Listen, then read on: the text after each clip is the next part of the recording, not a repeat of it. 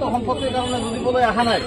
ইয়াতে ৰাইজ একগোট হৈ আছে যে আজিৰ পৰা 50-60 বছৰ আগত এই মন্দিৰৰ পুখুৰী, এই পুখুৰীত এই অঞ্চলৰ যিমান ধৰ্মানুষ্ঠান আছে আজি ইয়াতে মূৰ্তি বিসৰ্জন কৰা হয়। বিভিন্ন ধৰ্মানুষ্ঠানৰ সকলো জাতি জনগোষ্ঠীৰ মানুহ আহি ইয়াৰ পৰা পানী উঠাই লৈ গৈ পূজা পাঠ কৰে। ইয়াতে এটা ডাঙৰ অনুষ্ঠান যিটো কেইদিন পিছত হ'ব ছট পূজা। এই ছট পূজাৰ ঘাটবিলাক চাক জেচিপি লগত ভাঙি দিয়া হৈছে।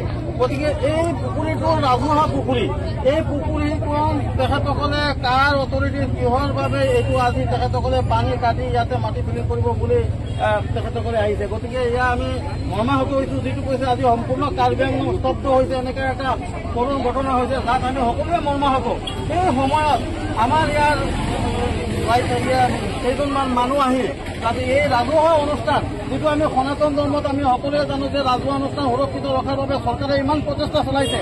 আৰু আমি ইয়াত দেখিছো আমাৰ এই সনাতন ধৰ্মত মানুহসকল থকা মানুহ কেইজনমান মানুহে এই ৰাজহুৱা দুৰ্গা মন্দিৰৰ যিটো ৰাজহুৱা পুখুৰী, য'ত নেকি সকলো ধৰ্মানুষ্ঠানৰ কাজকৰ্ম ইয়াতে কৰা হয়, ছট পূজাৰ দ্বাৰা দুৰ্গা প্ৰতিমা বিসৰ্জনৰ ফালৰ পৰা সকলোখিনি ৰাজহুৱা অনুষ্ঠান ইয়াতে কাম হয়। গোটেই অঞ্চলৰ হাৱাইপুৰ মৌজাৰ ৰাইজৰ এইটো ৰাজহুৱা পুখুৰী, যিটো আমি কোৱা কথা নহয়, আমি সৰুৰ পৰা দেখিছো। আমাৰ জন্মৰ আগৰ পৰা এই পুখুৰীত ৰাজহুৱা অনুষ্ঠানবিলাক চলি আহিছে। কিন্তু আজি মই যদিওবা মানে সেইটো সময়ত নাছিলো, তথাপিও গম পাইছো যে আমাৰ প্ৰেচিডেণ্ট, বজাৰ কমিটিৰ প্ৰেচিডেণ্ট যিজন, তেখেতে নিজে উপস্থিত আছিলে আৰু তেখেতৰ ককাই হাৰ্চিং ক্ৰামছা ডাঙৰি আহিছে। তেখেতে কিহৰ ভিত্তিত তেখেতৰ কি হেৰি আছে এইটো আমি গম নাপাওঁ। বৰুণচৰণ ক্ৰামছা আৰু হাৰ্চিং ক্ৰামছা এই দুজনে জেচিবি আনিখিনি ইয়াৰ পৰা পানী খিচিখিনি আৰু ইয়াত ছট পূজাৰ কিছুমান বেদী আছে, এই বেদীকে মানে পুৰা জেচিবিৰ লগত ভাঙি ঘূৰিয়াই ইহঁলোকে ইয়াত একদম ওপৰেদি খোজকাঢ়ি মানে পুখুৰী পানী অকুপাই কৰিব বিচাৰে।